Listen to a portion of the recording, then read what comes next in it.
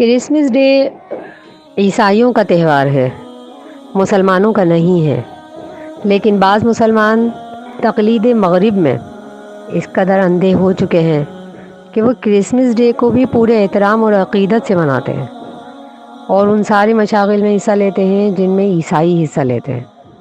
ان کے ساتھ مل کر گیت گاتے ہیں اور اسے بھائی چارے اور روحانی خوشی سے تعبیر کرتے ہیں۔ اور یہ وہ حضرات زیادہ کرتے ہیں جو خود کو لبرل کہلانے کا بڑا شوق رکھتے ہیں۔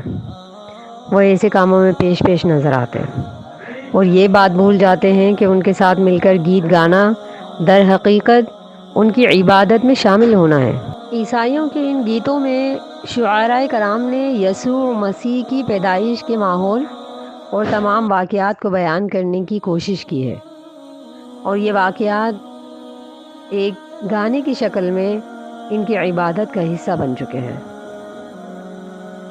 25 دسمبر کو حضرت عیسیٰ علیہ السلام کی پیدائش پر بڑے جوش و خروش کے ساتھ عیسائی کرسمس ڈے منایا کرتے تھے۔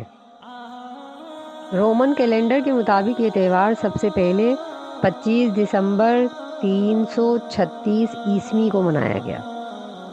عیسائی اس دن اچھے کھانے پکاتے، گھروں کی تزئین اور آرائش کرتے اور گرجے میں جا کر مذہبی گیت گایا کرتے تھے۔ یہاں سے یہ دیگر ممالک کے عیسائیوں میں پھیلا۔ انہوں نے اپنے اپنے انداز میں منانا شروع کر دیا۔ زمانے کے ساتھ ساتھ اس دن کے منانے میں تبدیلیاں آتی رہیں۔ کسی نے سانتا کلاس کے تحائف کی ابتدا کی تو کسی نے سبزے سے گھروں کو سجانا شروع کر دیا۔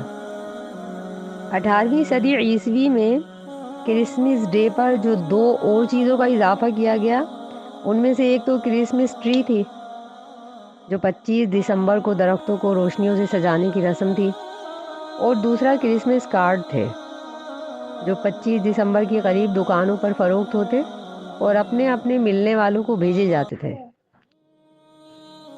19ویں صدی تک کرسمس کارڈ ایک باقاعدہ رسم اور تجارتی کمپنیوں کے لیے کاروبار کی حیثیت اختیار کر گئے تھے۔ یہی وہ زمانہ تھا جب انگریز اپنی مکاریوں سے بر صغیر پر قابض ہو چکا تھا۔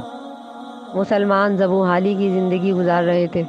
ایسے وقت میں فاتح قوم کی رسوم و رواج مفتوح قوم میں داخل ہو رہی تھی۔ بر صغیر میں انگریز، ہندو، سکھ اور مسلمان سبھی اپنی اپنی ثقافت کے لیے موجود تھے۔ سادہ دل مسلمان اگر ایک طرف ہندوؤں کی دیوالی اور بسنت جیسے تہواروں میں شامل ہوتے تھے تو دوسری طرف کئی مسلمان دانشور انگریزی لباس پہنے چہرے کو اسی وضع میں تراش رہے تھے۔ چنانچہ اس دور میں جب عیسائی اپنے قومی تہوار پہ ایک دوسرے کو کرسمس کارڈ بھیجتے تو ان کی دیکھا دیکھی مسلمانوں نے بھی اپنے مذہبی تہوار یعنی عید الفطر پہ ایک دوسرے کو کارڈ بھیجنے شروع کر دیے۔ یہیں سے عید کارڈ کی رسم جاری ہوئی۔ تقسیم ہند کے بعد یہ رسم بھی ہم اپنے ساتھ لے آئے، جو آہستہ آہستہ ہماری زندگی میں اسی طرح شامل ہو گئی جس طرح بسنت، سالگرہ یا برسی داخل ہو گئی تھی۔